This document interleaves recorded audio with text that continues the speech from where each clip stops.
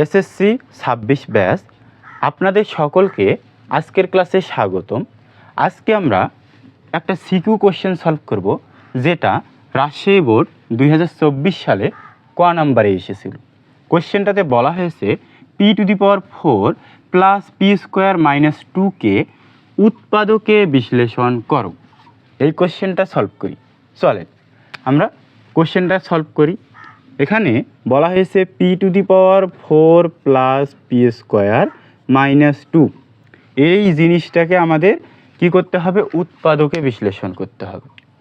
এখন দেখেন, আমরা আমাদের সুবিধার্থে p²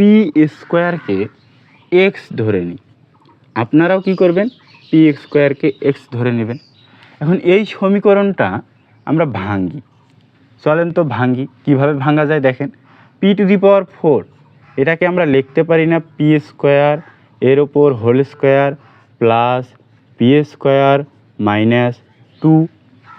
এখন দেখেন, আমরা যে p² x ধরে নিয়েছিলাম, জাস্ট এই সমীকরণে p² এর মানটা বসাই দিই। তাহলে p² কি ধরে নিয়েছিলাম? x। এখন দেখেন, এখানে p² ছিল, x বসাইছি, x এর ওপর স্কোয়ার প্লাস p² ছিল, x বসাই দেন, আর -2 যেমন আছে তেমন রেখে দেন। এখন দেখেন তো, এই জিনিসটা আপনারা কি চেনেন? এটা কি দ্বিঘাতী সমীকরণ না? এই ধরনের দ্বিঘাতী সমীকরণ যদি আমাদের কোশ্চেন সমাধান করতে চলে আসে, তখন আমরা এটাকে কি করি? মিডল টার্ম করি। তো কীভাবে মিডল টার্ম করতে হয়? এখানে x² সহগ আর ধ্রুবকটাকে গুণ করতে হয়। গুণ করার পরে যে গুণফলটা পাওয়া হয়, সেটাকে আমাদের ভাঙতে হয়।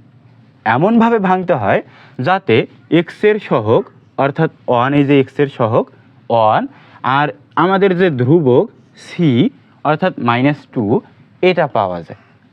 যোগ করলে যাতে x-এর সহগটা পাওয়া যায়, আর গুণ করলে যাতে ধ্রুবকটা পাওয়া যায়। তো আমরা -2কে কীভাবে ভাঙতে পারি দেখেন, আমরা যদি 2 এর সঙ্গে -1 গুণ করি তাহলে কত পাই? -2। আবার আমরা যদি 2 এর সঙ্গে -1 যোগ করি তাহলে আমরা কত পাই? 1। দেখেন, গুণ করলে আমরা পাচ্ছি -2, যেটা আমাদের ধ্রুবক, আবার যোগ করলে আমরা পাচ্ছি 1, যেটা আমাদের x-এর সহগ। তা আমরা এই -2কে ভেঙে ফেললাম। এখন জাস্ট মানগুলো বসায় দেন। x² যেমন আছে তেমনই থাকবে। -1কে সামনে নেন, -x, তাহলে -1x, তার মানে কি? -x plus 2x - 2। এখন দেখেন, এখানে আমরা কি করব? আমরা ভেঙে ফেললাম। মিডল টার্ম করার জন্য এই জিনিসটাকে যেভাবে ভাঙতে হয় সেভাবে ভাঙলাম। এখন আমরা কি করব? এখানে x-কে কমন নেব। নিলে আমরা কি পাই? x - 1। দেখেন, x² থেকে x কমন নিলে x, আর x থেকে x কমন নিলে -1 পাই। জাস্ট এখানে বসাই দিছি। আবার এখান থেকে আমরা +2কে কমন নিই। +2কে কমন নিলে কি হয়? x আছে, x থাকবে, আর এখান থেকে আমরা 2 কমন নিয়েছি, তাহলে এখানে থাকবে 1, তার মানে -1 বসাই দিছি। দেখেন, এখানে x - 1, এখানে x - 1। x - 1কে কমন নেন, তাহলে x - 1কে যদি আমরা কমন নেই, আমাদের পড়ে থাকে x প্লাস 2, তো এখানে বসাই দেন x প্লাস 2। এখন দেখেন, আমরা যে x-এর মানটা কি ধরে নিয়েছিলাম স্যার? p²। তাহলে p²টা এখানে বসাই দেন। তাহলে p²টা এখানে বসাই দেই, দেখি p² - 1 ইন্টু p² প্লাস 2, এই জিনিসটা আমরা পাইছি। এখন একটু দেখেন, আমি এগুলো মিশাই দিচ্ছি। এখন এই লাইনটা দেখেন, এই লাইনটাকে আমি এইখানে নিয়ে আসি। p² - 1 into p² plus 2। এখন দেখেন, p² - 1, আমি যদি (1² আমি যদি 1-এর উপর স্কোয়ার দিই, তাহলে কি আমার কোনো পাপ হবে কিংবা কোনো গুনাহ হবে?